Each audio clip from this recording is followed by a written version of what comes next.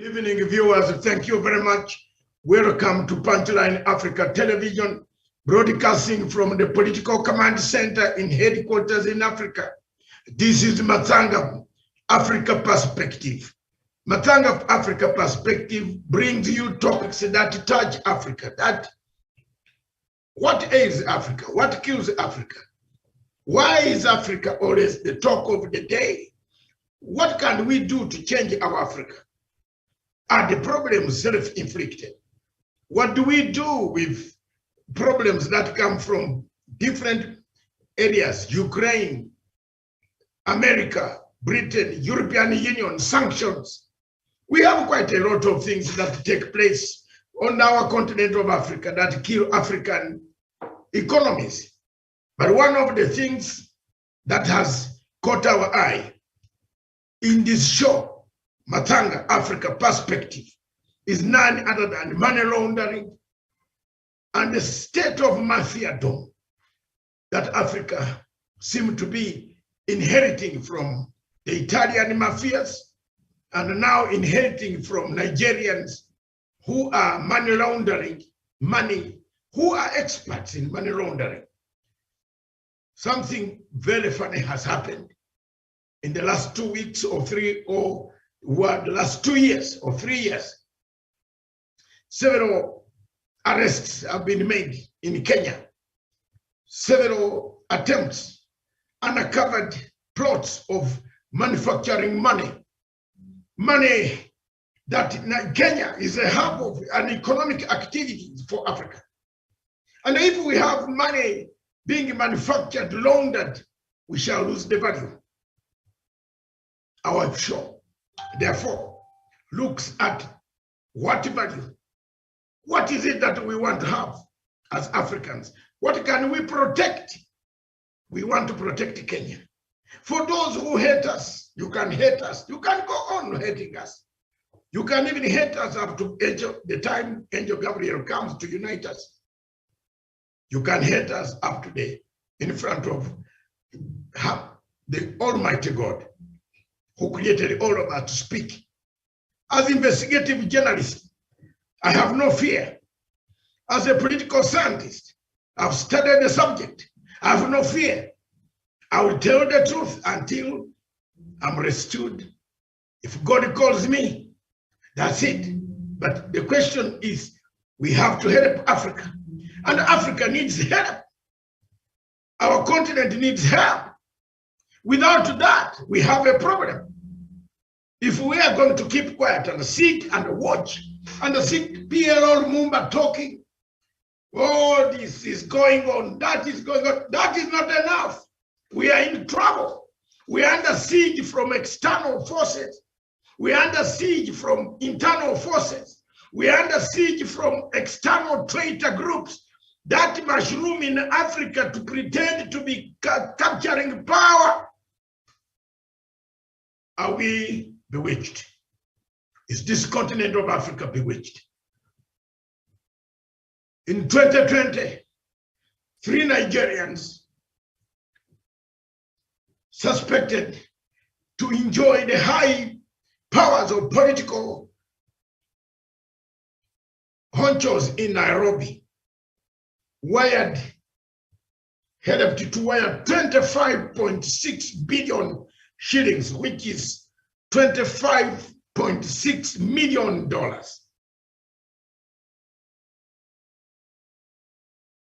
which was wired into Europe, wired again into Kenya, then wired out of Kenya. Between October, and these are facts based on the investigations that Interpol is conducting. They are not my words. So don't kill me. Kill the people who have laid the sheet. The charge sheet in Interpol says yes. 3 Nigerians protected by powerful honchos, Kenyan politician and 2 Kenyans, wired between October 2022, 2020 and November 2020. They wired 25.6 billion Kenyan shillings, translating to $25.6 million.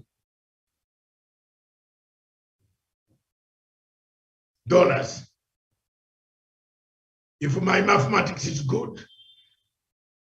And this set of bells around the world, in Interpol itself, in Europe, the global police set its trap investigations. They have been following the withdrawals, the transactions, the bankings, the property purchases, the transfer of money, people claiming to be supplying cows to Burundi, and yet Burundi itself.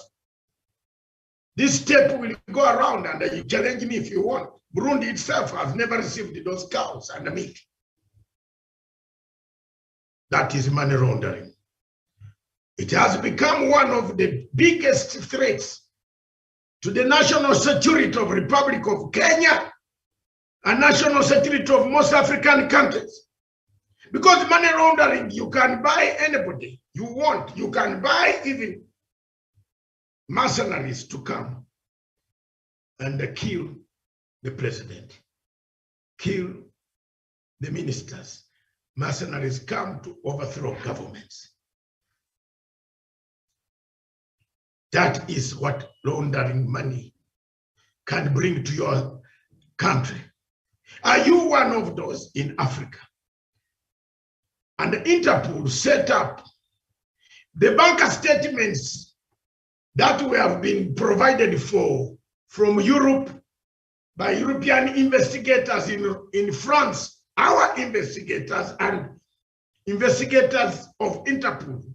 And don't ask me, we are international investigators. I am a journalist of the Commonwealth. I hold a card, a membership card for life membership of International Journalists Association. I am entitled to some information on investigative journalism.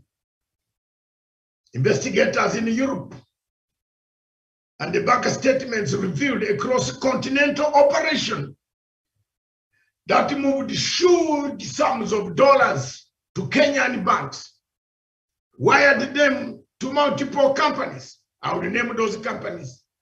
Registered locally, shared ownership and suspected addresses. This is interesting. The cash movement over the 2 months involved over 10 companies owned by the same individuals, changing the names under the near identical names in Kenya, Dubai, United States of America, Nigeria, and Ghana. That's the trail. The trail of this man so far Kenya's High Court, on the tip of by Interpol and other organizations that were following this money. Remember, Atiku has a warrant of arrest. One of the main suspected to be the main dealer is the former president of Nigeria, Mr. Atiku. Is wanted. And he's hiding somewhere in the Gulf states because there's no extradition warrants. So far, ladies and gentlemen, the Kenyan banks managed to intercept 5.6 billion. In fact, it was 25 billion, $0.6, not, no, 5.6, $25 million, yes, 5.6 billion shillings frozen in 6 banks and the 6 bank accounts of alleged money laundering pending a filing of an application, a petition to have the money forfeited for the state. The companies are as follows. I'm just being a journalist and being an informant and giving information. You cannot kill a man who is giving you information. So be prepared. If you want to challenge what MATSANGA is saying, get a ticket and fly out of Kenya. Mr. Ruto or others, those who call me names, fly today out of Kenya and ask President Uhuru Kenyatta, I am going for a very important government institution arrangement in Kenya, outside now with the red alert that is available. It was revealed that the network of 6 firms, Oita Africa, Avalon Offshore Logistics, Remex Capital Limited, Remex Limited, Remex Investment Partners, and Miltigate Limited moved over 25.6 billion from Nigeria to Kenya before wiring some of the funds to countries in Europe and Asia and the Gulf states. These gentlemen have written statements which we can see. Can we have this video now? Play, please. Play the video. With me in the studio and with me is my correspondent, investigative correspondent, Gladwell, and an analyst for Punchline Africa TV. Good evening. A very good evening to you, Doc. Good evening to our viewers. I'm privileged to be at the panel tonight. Thank you very much. You have heard the story. You have listened to the story. Yes, Doc. Yes, I have. This right now, you are in the crowd because you want some people to see. Exactly. Thank you very much. Journalism is part of our life. Let's see. Video in, cue in the video. The terrorists have changed tactics. The operations seem to have changed. The way of funding seem to have changed.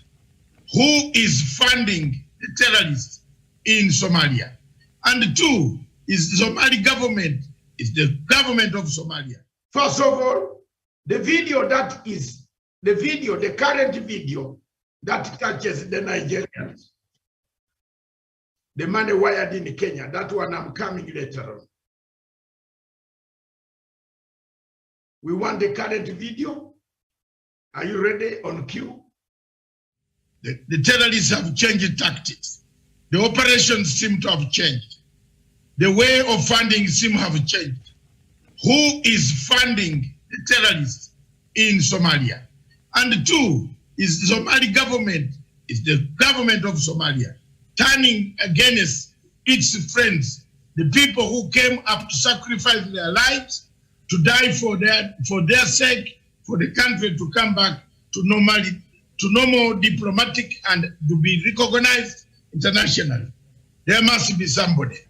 There must be somebody pushing the fire in order for this country to have no peace, to continue to kill, to continue to maim, to sponsor even terrorism across the globe and even as far as Mozambique. We are aware that there is something taking place in Mozambique, in one of those provinces north of Mozambique, near the border. Money laundering. When the money laundering happens in Kenya, what happens? It diminishes the government tax and revenue and weakens the government control over the economy, and thus undermining the function and integrity of financial system. Modern financial system, in addition to facilitating legitimate commerce, permit criminal to order and transfer millions of cash instantly, something that has been happening in Kenya.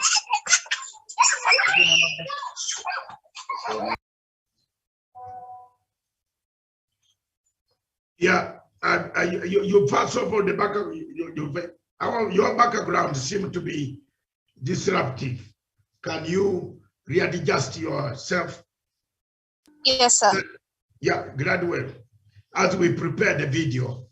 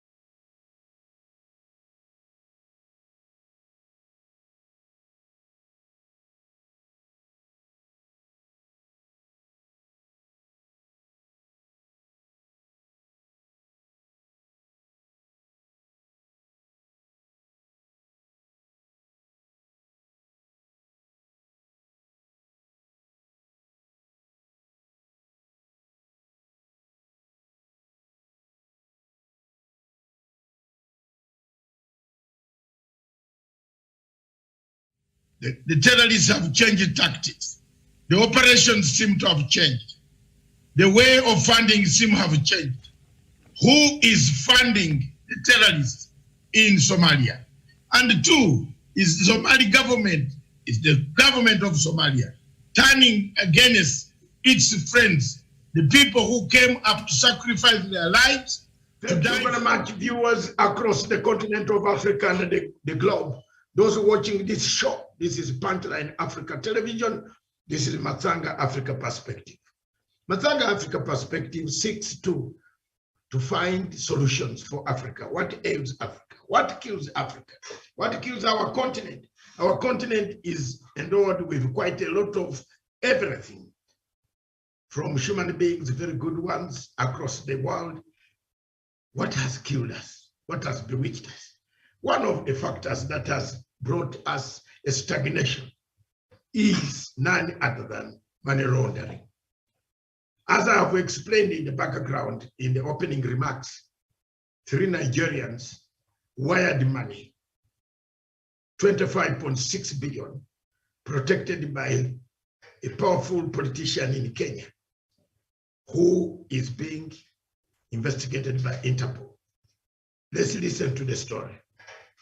Interpol is investigating a $12 billion money laundering scheme involving Nigerian and Kenyan businessmen, including former Nigerian Vice President Atiku Abubakar and Kenya's current Vice President Mr. William Ruto. The money is reported to have been looted from Kenya's numerous development projects, including 2 mega dam projects, and hidden in international banks, and is now being channeled back to Mr. Ruto to fund his election campaigns. The international agency has flagged $2.5 billion, which has been transferred between Nigerian politicians and Kenya's banks linked to Mr. William Ruto under numerous businesses registered under Mr. William Ruto's wife and son's names. Interpol has also listed Nigerian Alexander Ezenagu, a banker and lecturer in Dubai, as the operations money laundering advisor, enabling the businessmen to transfer the questionable funds back to Kenya from where they had been sourced from numerous corruption operations involving Mr. William Ruto and his associates. Kenyan authorities have already frozen $56 million, which has been transferred to Mr. William Ruto by Mr. Ezenagu through 2 banks, and which were traced back from a corruption scheme involving 2 mega dams and a fraudulent Italian company hired by Mr. Ruto to help steal the construction funds worth $2.8 billion for the construction of the Aro and Kimwara dams. The money Interpol has intercepted is also linked to several questionable businesses Mr. Ruto owns, including Koilel Farms, an exclusive ranch which received payments for non-existent animals sold to the government and whose profits are hidden abroad. Interpol reports that it is these illegally stored billions that the syndicate is now trying to funnel back to Mr. Ruto, with Nigerian politicians and businessmen taking commissions for their role in the money laundering process. Both Mr. Ezenagu and former Vice President Abubakar are living in the Middle East, where the former Vice President fled to avoid arrest and prosecution for taking part in the corruption against Nigeria. Mr. Ruto has made several trips to visit Mr. Abubakar in Dubai, and it is reported that this is where he was introduced to Mr. Ezenagu, who later married Mr. Ruto's daughter. Interpol has reported Mr. Ezenagu has been used to transfer the funds to Kenya. In exchange, Mr. Abubakar and his Nigerian associates receive a commission for providing false documents to hoodwink investigators. 3 businesses have been identified to receive the illegal money, namely the 680 Hotel, OIT Africa, and Remix Limited, which are all owned by Vice President William Ruto. Interpol has made requests to the governments of Nigeria and Kenya to freeze the accounts involved in the money laundering scheme as they prepare to arrest and extradite Mr. Ezenagu and Mr. Abubakar and complete 2 other separate investigations against Mr. Ruto.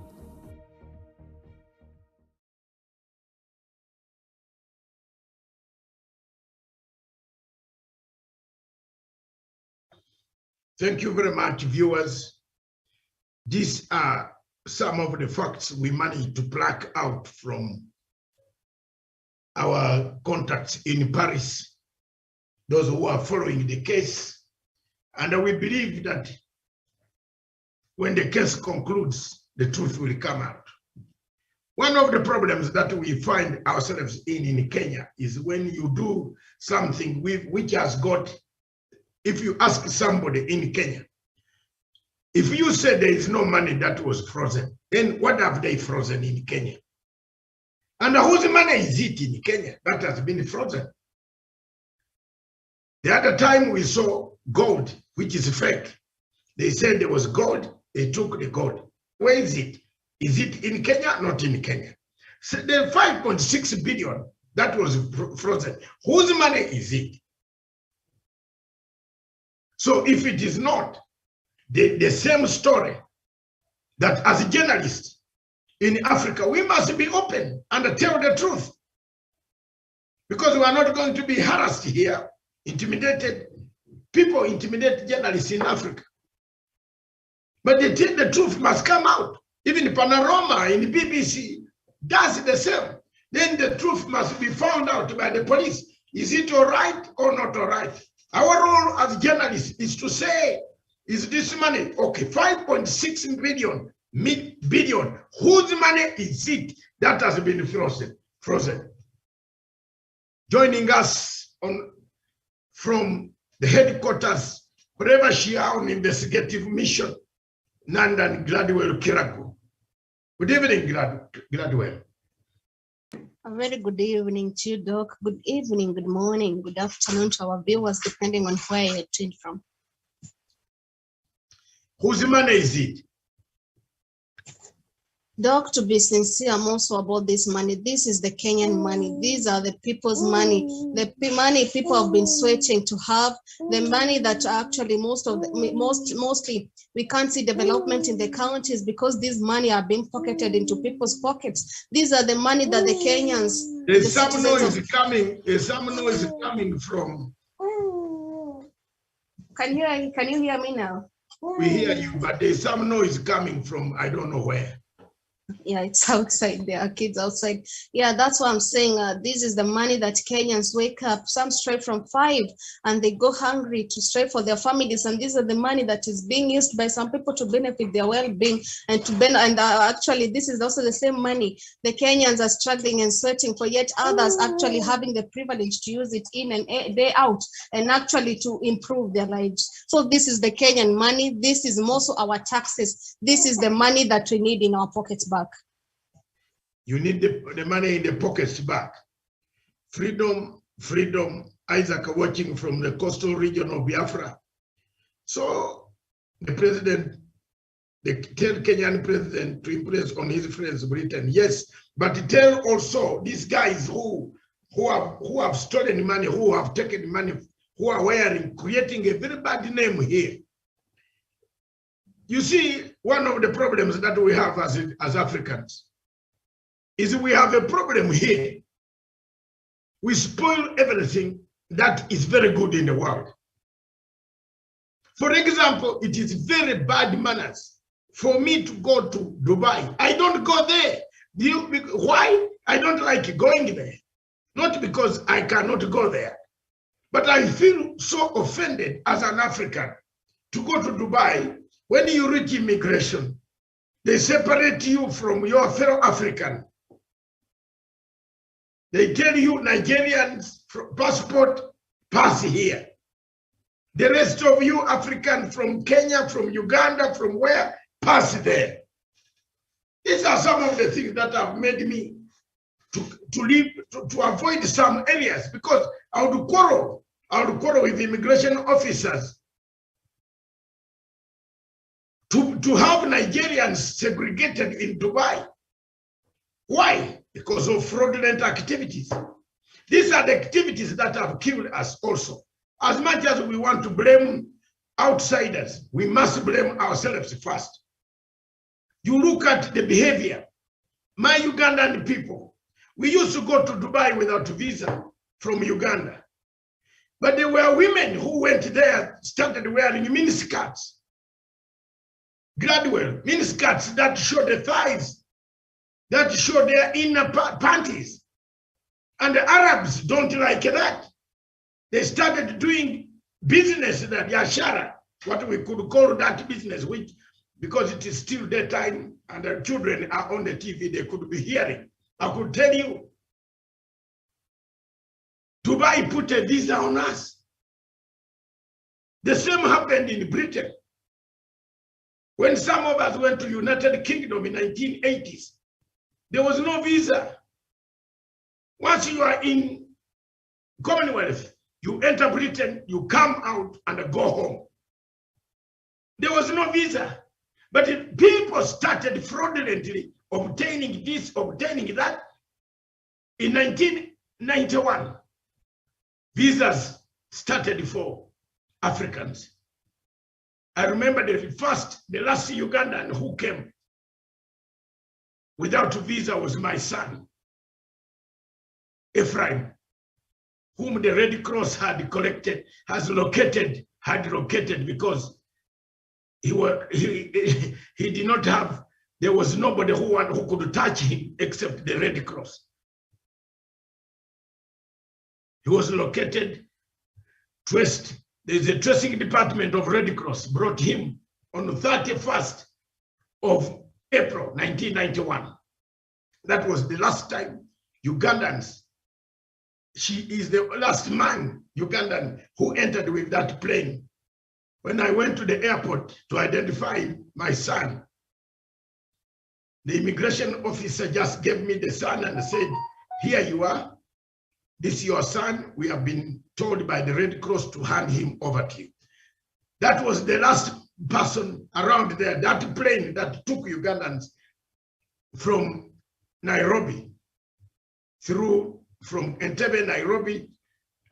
The visa was put on 1st of May, 1991. There was no visa, but we had spoiled. We ourselves started spoiling the visa. That's why the regime put a visa. What is wrong with us Africans? Now we have this money laundering situation. Mr. Atiku is being looked for money laundering. And I'm glad several Nigerians are online here. And let's be very, be honest. These are some of the problems that we have received. And for us, our role, we are not policemen. Our role as journalists, Fourth Estate, is to tell the story of what is going on. And therefore, we, as much as we talk, we have also equally campaigned for Mr. Nnamdi Kanu to be released from prison because he was badly affected. He was badly handled. He's a British national who should be released to his people. But the behavior of some of these things, people like Atiku, brings a lot of shame for Africa, elders of this nature. So let's see another part of money laundering from another different situation. Studio in Nairobi, can you now cue the second video, please? The terrorists have changed tactics. The operations seem to have changed. The way of funding seem to have changed. Who is funding the terrorists in Somalia? And two, is the Somali government, is the government of Somalia turning against its friends, the people who came up to sacrifice their lives, to die for their sake, for the country to come back to normal diplomatic and to be recognized internationally. There must be somebody. There must be somebody pushing the fire in order for this country to have no peace, to continue to kill, to continue to maim, to sponsor even terrorism across the globe and even as far as Mozambique.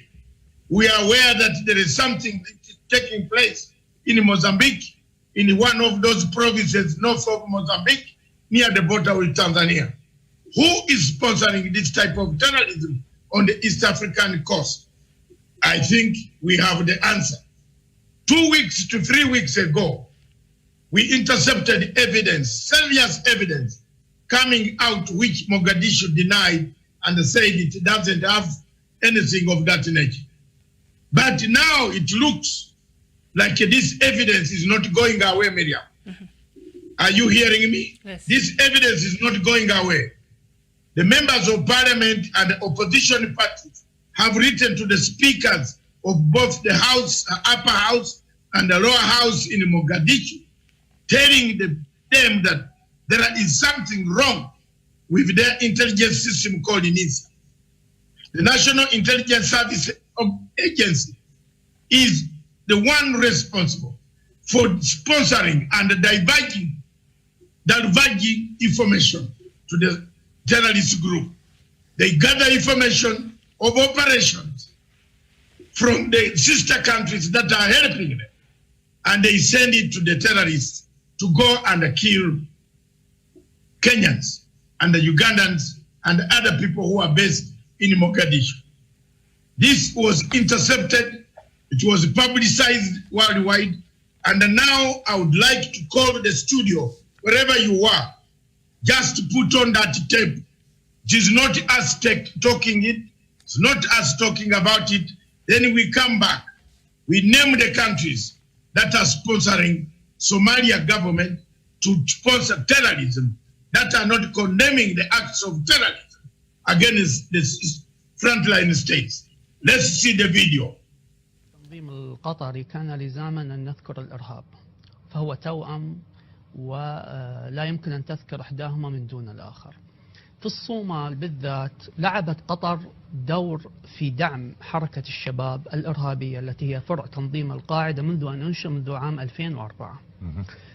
يمكن كثير من المشاهدين لا يعرفون بأن الرجل الثاني لهذا التنظيم الإرهابي وهو محمد سعيد أتم يقيم في داخل الدوحة. الرجل الثاني في حركة الشباب التي هي فرع تنظيم القاعدة وموجود في الدوحة الآن، وهو موضوع بالمناسبة على قائمة لائحة الإرهاب للدول الرباعية المحاربة للإرهاب.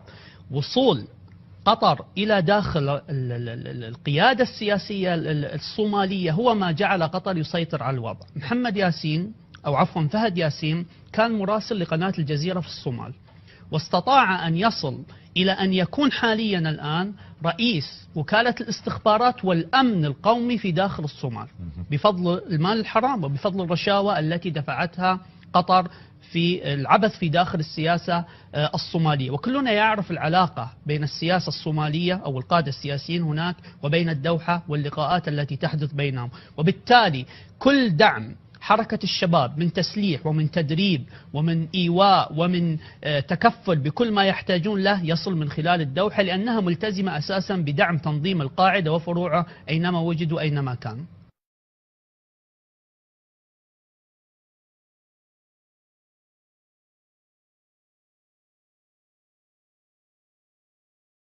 Much. You have heard for yourselves the video. You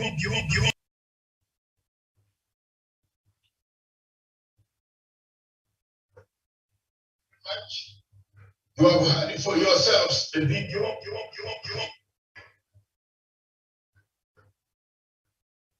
Yes. Can I come back? For yourselves the video.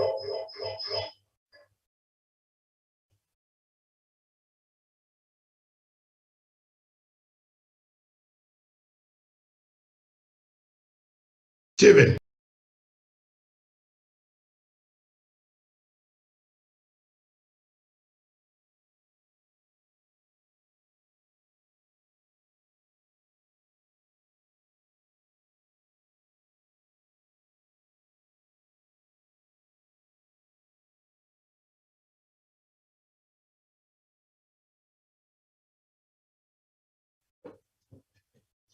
Thank you. I can't hear you. Do you hear me?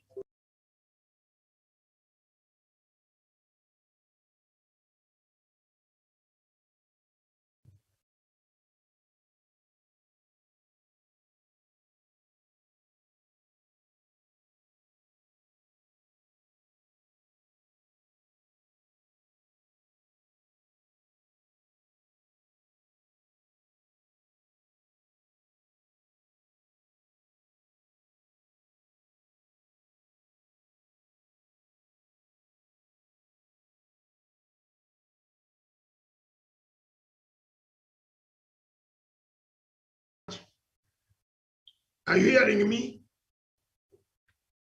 Are you Yes, I hearing can me? hear you. Personally, I can hear you.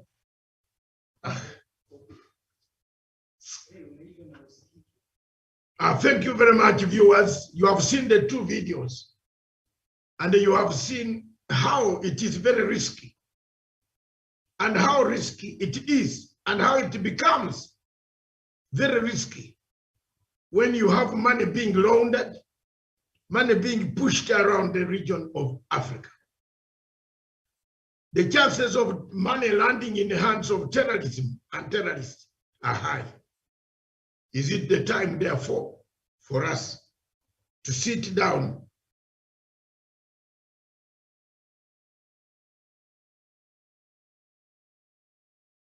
Is it the truth, therefore, for us to state the facts, rearrangement, reorganization of countries by naming the culprits that you already know? The main terrorists of Africa is, that's your view now, Mudiro, Patrick Mudiro. The viewers will make a comment on that. And we are now beginning to talk about Africa.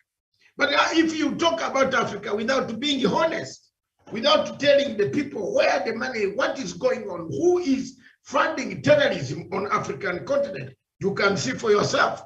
Ugandans are in Somalia, but the Somali people seem to be funding terrorism themselves. They seem to be. And that is where the problem is. That's where we have gone wrong. That's why the situation is becoming worse. That's why the war since 1991. Some of you were not born. I don't think Gladwell, you were born in 1991. Were you born in 1991? No, I think I came after 2 years. So you were 1993. You don't know. Siad Barre was overthrown. The war sparked up in Somalia. Money laundered, money brought in, money being used. The television that brought up that named Somalia's head of intelligence as the main conduit who supplies information, carries money. There is another video that shows what is going on about the money. Viewers, what do we do? What does Africa do? In the next 15 minutes, we shall seek solutions. What can Africa do in absence of laws that govern money? Do people adhere to the laws that govern the money transfers? If you want to go to the bank in Kenya to draw 1 million shillings, the other day, I wanted to transfer school fees for my daughter to London. I was told to write so many things because the amount was about £14,000. And when they multiplied that, I filled a lot of forms. I had to abandon and use another way through another bank in the United Kingdom, which helped me. And I said, when I come, I'll do this and that, and maybe look for my smallest fixed deposit to open up. But the problem here in Kenya was very complicated. But my question now here, as David, I ask my question, how does somebody bank 25 billion on account without the bank raising a red flag? Gladwell, Kirabo. Doc, what I can say is, you know, in Kenya, everything is all about money. And what I can say is that even the people banking that money without the bank, you know, for example, in Kenya, there's amount of money you can't bank. And if you bank, as you've said, you have to go through a lot of hell for that money to be approved. But what happened with this money that you're talking about? It was actually approved and actually transferred without a raise of concern. So that means also the bank was also part of it. That's my view of it, because there's no way you can transfer money and we don't raise an issue. So also the bank needs to be accountable. Can they also say the truth? I think it's high time for Africa and most of Kenya. We need the truth. We need that truth to be told to us, because at the end of it all, Kenya was colonized and we are free, but we don't have the freedom. We are not enjoying our freedom. You are not enjoying the freedom, but you have 5.6 billion shillings frozen of illicit money. Are you not enjoying the interest on it? Gladwell, I'm saying you have 5.6 billion of illicit money in your country. At least you are going to forfeit that for the state. The state will take it. You remember when the president, yes, go ahead. Yes, the country has got the money, but is in whose pockets or in whose account is that money? It's in the account of the government. And the government will find a way of pumping it, or building. There is one thing I like about President Uhuru Kenyatta. He bombed the ship on water. Do you hear of drugs coming to East African coast anymore? No. Your Excellency, why don't you bomb more before you leave?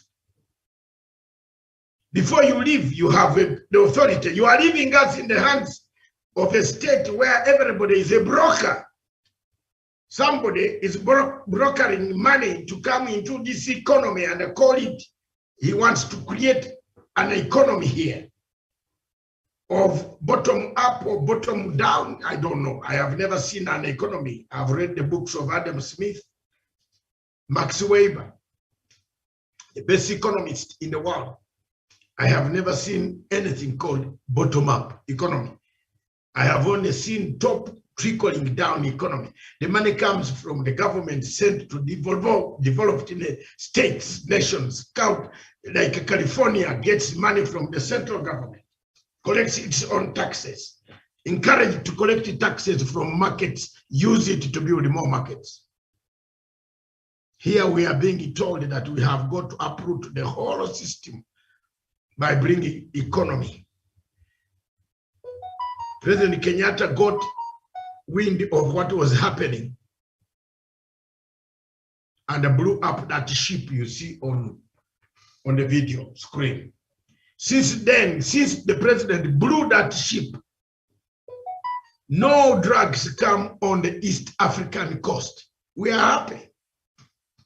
We are happy. And there are people, there are things happening in Africa that are shaming us. Very many things are shaming us. When United States of America guys left, when they left Afghanistan, I warned you, I came on this television and I warned you that America is looking for where to dump its problems. And we have been watching. Now they have found where to dump one of the problems in Zambia.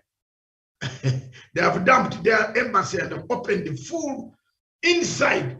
What does Zambia? There is no water near Zambia. It's a landlocked country. Why do you open a military base there? What is it doing to help who? If it is not going to overthrow Zimbabwe, what else have you taken the thing there for? So some of these things, Africans ourselves, we have a problem. We bring them to our shores. That ship that you see that Uhuru Kenyatta had to blow up created Uhuru Kenyatta enmity. But the president was helping us, was helping our children. It is sad also, and I'm happy that the courts in Kenya are cracking on terrible guys like a Chitembwe. This is the man who used to release people of drugs.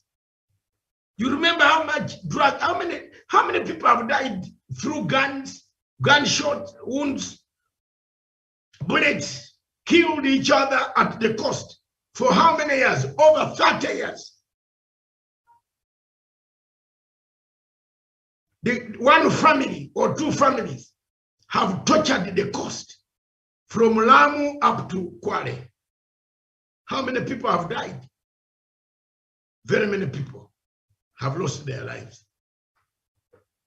Until America came and plugged one person, thank you very much, plugged them at night. They went. Since then, drugs are not there. People are smoking marijuana.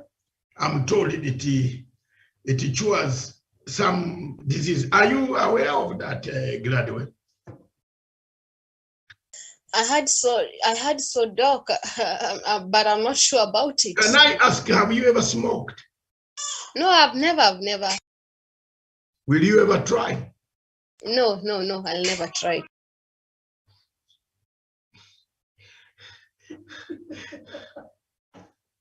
And if you have never smoked, I think don't try to smoke. It's a very bad habit. It is a habit. I had a friend who could smoke 5 packets a day. And when that thing was not there, he can become like he wants to kill you. I want the money to buy the cigarette. I broke up my friendship with him. And I said, when you finish smoking all the cigarettes on planet Earth, then I will be a friend of yours again. Smoking. There is a party, by the way, talking about Bangi. There is a presidential candidate, my friend, the younger man, whom I gave a job in London in my nightclub as a bouncer, Professor Wachikoya.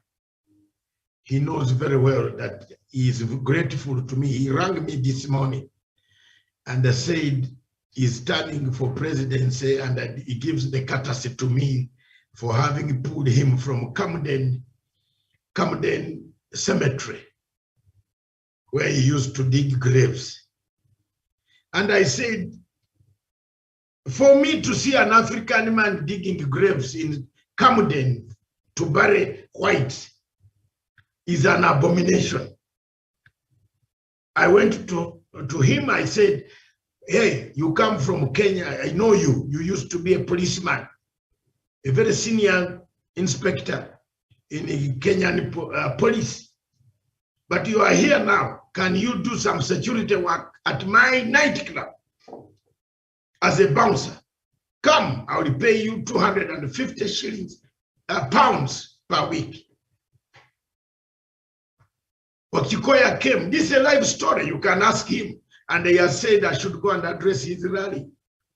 Rallies that he will make once he's cleared as a presidential candidate. I said I will do that. He has chosen another lady. I think you know the lady Gladwell. You know her? Yes, yes. Okay. So I will go and address his rally. And he wants me to narrate the story of how he was digging graves. You see, digging a grave in London is, you must have a bachelor's degree in science. You don't just go down like us with jembe unaanza kudig hapa Kenya. No, you must have a degree how to package that, you know, the grave and where the coffin will go. So people are there with master's degrees, digging graves. I moved him. But one of the things that is professor, I want to give him a credit. My son, I call him son. He can be with a lot of beard, but I'm older than him, slightly by 3 years. Very, very, very, very, very respectful man. When he sees me, wherever it is, he gives me credit. I wish him well with his party. So that's why we diverted and said, let's talk about marijuana. I understand it heals some in rural land where our producer, the general manager who is producing in the studio in my head office in Nairobi, comfortably, you can even talk from the scenes. I'm told it is medicine in rural land. So you know what it means. I'm told it is medicine in rural land, and marijuana is used as a medicine to cure a few things. So here we are. But back to the point as we summarize. What lessons do you learn from Kenya? What are the disadvantages of Kenya being exposed to money laundering? Doc, what I can say most as we tackle the money laundering, there's also something else I think our president, before he goes, you also need to look at the wash business. Doc, I know you've heard of the wash business, and it's actually done by most of these prominent people, some governors, we actually know them. And we also know where they do the wash business. And what the wash actually does, it trains our financial sector institute. And we currently, as we struggle as a country, and we know with such businesses, they also paralyze the sector, the financial sector, promoting crime and corruption that slow economic growth, reducing the efficiency in the real sector of the economy. And most global research focuses on the two major money, that is laundering sectors. We've talked about the drug trafficking and terrorist organization. And also what affects Kenya currently is the corruption and the crime. And also as we talk on the money laundering, that is where it hits most, corruption and the crime. And now when you also include the wash, whereby it is training down our economic growth, mostly in the financial sector. So I think also our president, before he goes, he also need to talk about that business of money wash. And Doc will be surprised where these businesses are held and the people who participate in them. Why don't you tell us? Why don't Doc, I think let me just have you got an extra jacket? Hey, no, that's the jacket I don't have. Let me just put it at hold currently. You could have asked me to lend you mine. Yes, I need the extra jacket. Then as we come back with the money laundering, I'll have to expose some. But I think we know some of these people, and we actually know, we also know some of these business people business people who conduct the money wash in the name of conducting businesses, and that's where they get their sources from. That's why every week you can see somebody got a new vehicle, a new Land Rover, and some other vehicles that are driven. Yet as a country, we as the common mwananchi, we are complaining that economy is tough on us, but at the same time there are others with the current economy, life is lavish to them. Thank you very much, viewers. This is MATSANGA Africa Perspective. You have been watching a show today from MATSANGA Africa Perspective. The question of money laundering in Africa, does it affect the economy of Africa? I want to make a takeaway.